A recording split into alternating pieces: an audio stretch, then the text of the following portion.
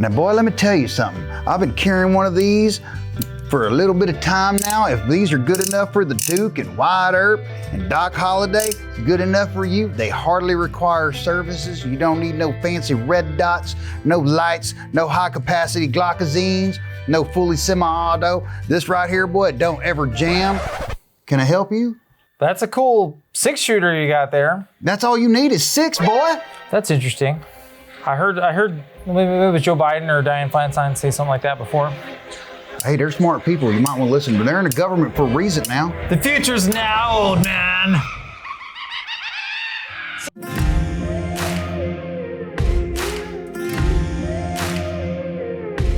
Hey guys, we're here to talk about the most finest implement. Oh, no, I think we're here to talk about red dots. Can you hear me? Yeah, was that 2 shots a second? Yeah, Okay. yeah. 1 round every 2 seconds. You're right. Oh man. What's up, y'all? Today we are here to talk about red dots. Again, kind of on the theme of the last video we did talking about weapon lights. We're here to discuss some FUD lore. Maybe we're gonna, disprove a little bit of it. Maybe we're just gonna be kind of salty or spicy, depending, and talk about it. But we're talking about red dots on your pistol. I don't drink that Kool-Aid. And if you think, I tell a guy, if you really believe that, Google up Air Marshal qualification course. Yeah. I've not met one guy yet who's a hotshot that could pass the Air Marshal qual with a red dot. It's impossible. Not impossible. Kind of like on your rifle, how back in the day, Brian can attest to this, you had a red dot on your gun in 1998? No. No. Okay, really? It was iron sights. I bet there was some high-speed dudes that did. I think I saw a movie about a helicopter falling in a middle of a shanty town. 40's gone, man. I'll be outside. Good luck. Aside from the history note, my point is that obviously things have changed, right? We're not trying to pick on Brian Hackthorne too much, or you know what I mean? But we want to be honest in the sense that, hey, times have changed. Those dudes were trailblazers. I'm the first member of Team Colt. They'll be... That Tasco scope sure seemed to help Jerry as he starts off the match. They paved the way. Absolutely. And it's all satire. It's up to you. If you think it's the way to go, fine. Again, I don't care. It is satire in the giving a hard time part, but we really do want to talk about the efficacy of the modern handgun and your e.d.c system. If you haven't noticed the theme already, we'd like to talk about what you actually have on your person. You carry a red dot, right? This is your Delta Point Pro. It is. So what got you into wanting a red dot on your pistol to begin with? Let's go down the road. So just more efficiency. It's quicker target acquisition, regardless of lighting conditions, if you have a light. Hint, hint. You should. So videos up here. It's faster, especially transitions from target to target through engagements. Because you never know, you might be accosted by more than one person. It's just quicker acquisition on targets. Totally. And you have to train with it, because when you come up and you haven't trained with it and you got to fish for your dot. To me, a red dot sight is like a 1911 design pistol. It's an enthusiast tool. Yes. It takes a higher level of skill and maintenance to keep it going. It's never fun. I dry fire all the time and it still happens, again, especially when you're at night.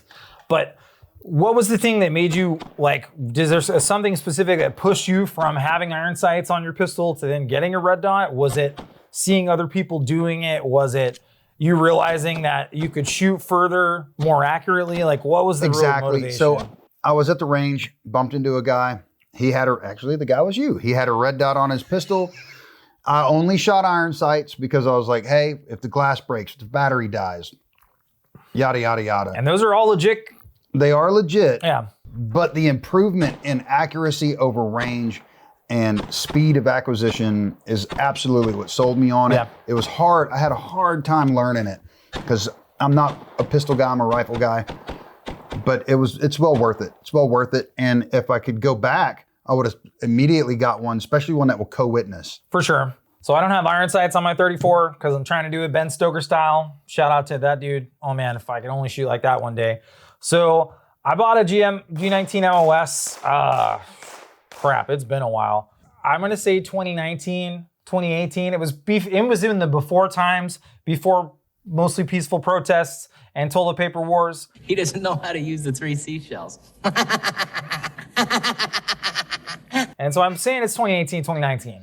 But I got it, and it was MOS. I was like, okay, I'm gonna buy this gun because I wanna do this eventually, and that's why I love the MOS system. There's a lot of change on pistol manufacturers since then. Shadow Systems is a good example. The Springfield Echelon as well. There's lots of different mounting options now there didn't used to be. So I got an RMR because at that time, that was the only real dot that anyone would actually get behind. And I still enjoy my RMR. I got rid of it because I'm a poor and I got the Type 1 because it was cheaper. And that one is auto brightness. Oh boy. When you turn a flashlight on in a completely dark area and your dot goes, goodbye, you're f***ed. Straight up. You're just like, okay, I hope I can use my iron sights, which I think you should still have on there. Again, themes along with the rifle setup stuff. Let's talk about options, right? Because the market has improved significantly for us that are not in the HK income bracket, we'll say. Right. So us normies out here, there's a lot of options. And I hate to promote China number one, but Holosun is a very affordable, pretty decent option.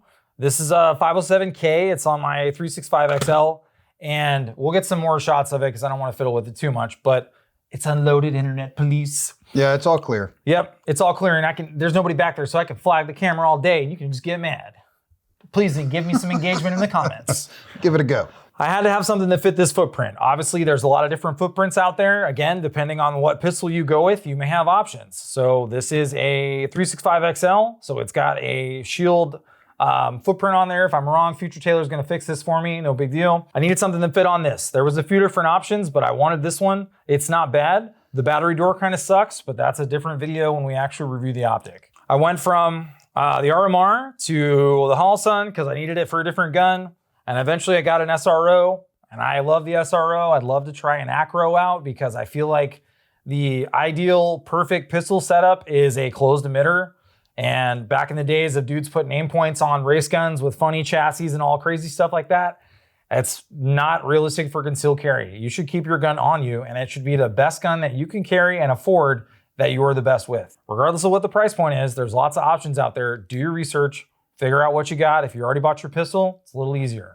Hey, I'm gonna ask a dumb question because I love to do that. Hey Brian, so can I just put any holster on this pistol with the red dot? It will just work with everything I have already, right? No, so you have to get a specific holster for your handgun with a red dot. So what happens is, like with this one, with mine, most holsters will come all the way up to cover the ejection port.